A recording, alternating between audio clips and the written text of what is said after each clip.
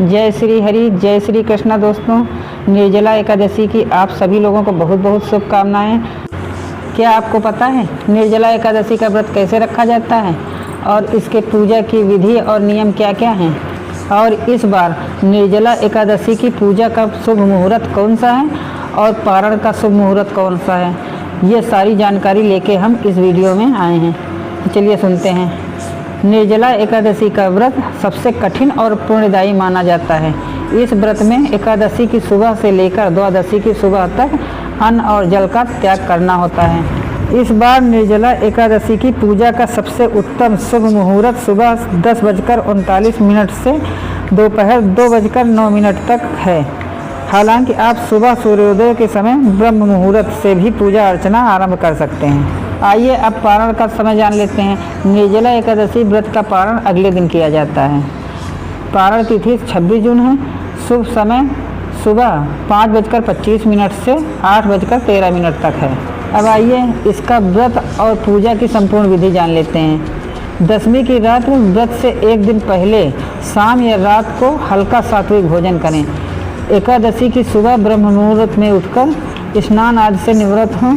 स्नान के पानी में कुछ बूंदें गंगा जल की मिलाएं। साफ पीले वस्त्र पहनें। अब हाथ में जल और फूल लेकर भगवान विष्णु श्री हरि का स्मरण करें और निर्जला व्रत रखने का संकल्प लें।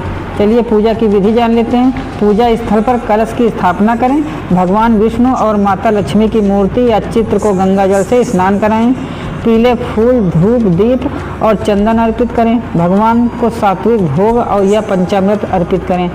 पूजा के दौरान ओम नमो भगवते वासुदेवाय मंत्र का जाप करें। इस दिन दान का विशेष महत्व बताया गया है। अगर कोई व्रत नहीं भी रखता है और दान करता है तो उसको करोड़ों गुना अधिक पुण्य प्राप्त होता है। और दान में क्या क्या देना अति उत्तम माना जाता है, तो चलिए ये सब जानते हैं। इस दिन जल से भरा घड़ा यानी कलश, छाता, कपड़े, फल और अनाज का दान करना अति उत्तम माना जाता है। द्वादशी को पारण करना होता है। पारण क्या है? अगले दिन सूर्योदय के बाद ब्राह्मणों को भोजन या दान दें।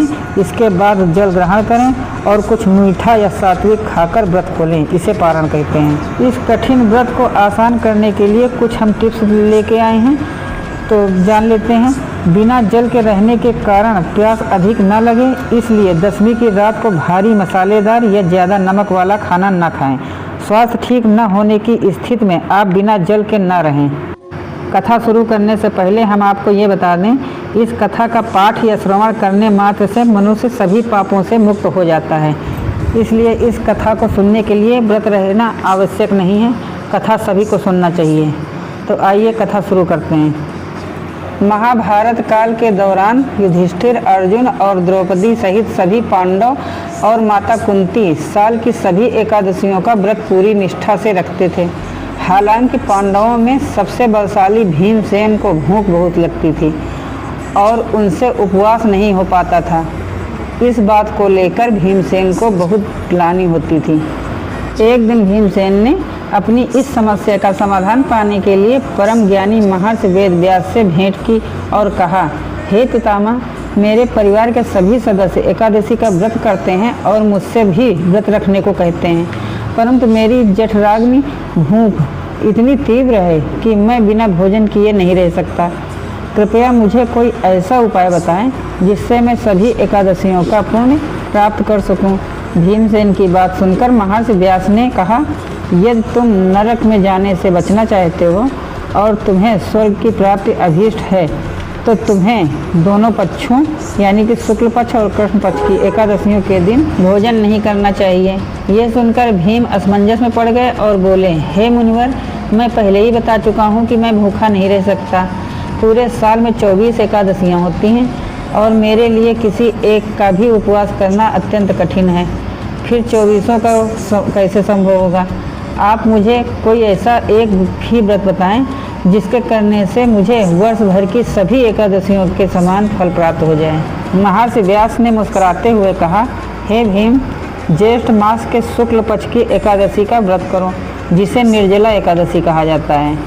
इस एकादशी के दिन अन्न और जल दोनों का पूर्ण त्याग करना पड़ता है। व्यास जी ने आगे बताया कि कि जो मनुष्य इस दिन बिना जल के उपवास करता है उसे वर्ष भर की सभी एकादशियों का फल मिल जाता है। इस दिन भगवान विष्णु यानी कि केशव का पूजन किया जाता है और अगले दिन द्वादशी को ब्राह्मणों को दान दक्षिणा देने के बाद ही व्रत का पारण यानी कि व्रत खोला जाता है।